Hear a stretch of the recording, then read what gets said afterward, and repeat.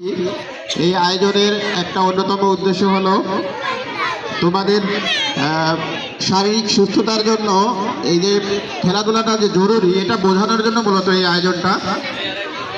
আমরা স্কুলেও আয়োজন করেছি, এখানে মাদ্রাসাতেও আয়োজন করা হয়েছে। তোমাদের এই শরীরচর্চা বা এই যে খেলাধুলার এটা ধারাবাহিকতা রাখতে হবে। আমরা দেখা যায় যে অনেক সময় বয়স বাড়ে, যখন আমরা অসুস্থ হয়ে পড়ি তখন আমরা শরীরচর্চা শুরু করি। আসলে আমাদের ছোটোবেলা থেকে যদি শরীরচর্চার প্র্যাকটিসটা থাকে তাহলে কিন্তু দেখা যায় যে অসুস্থতা অনেক অংশে কমে যাবে, তাই না?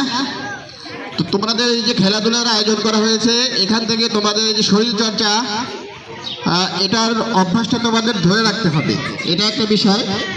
আর একটা বিষয় হলো অভিভাবকদের উদ্দেশ্যে বলবো যে আমাদের অভিভাবকরা মনে করেন যে বাচ্চাকে প্রতিযোগিতায় পাঠাবো, সেখান থেকে পুরস্কার নিয়ে আসবে, এই একটা চিন্তাভাবনা তাদের মাথায় থাকে যে বাচ্চা প্রতিযোগিতায় যাচ্ছে অবশ্যই তাকে পুরস্কার নিয়ে আসতে হবে। আসলে এটা উদ্দেশ্য হওয়া উচিত নয়, কারণ পুরস্কার সবার জন্য হয়তো থাকবে, কিন্তু প্রথম দ্বিতীয় তৃতীয় এই পুরস্কার তো সবার জন্য থাকবে না, তাই না?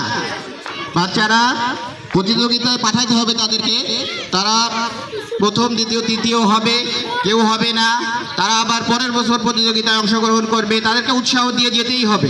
কিন্তু প্রতিযোগিতায় অংশগ্রহণ করার পরে যদি তারা পুরস্কার নিয়ে আসতে না পারে, যেন যে মন খারাপ করা অথবা তাদেরকে নিরুৎসাহিত করা যে যাওয়া যাবে না, তুমি তো পুরস্কার পাবি না, এরকম কথা তাদেরকে বলা যাবে না।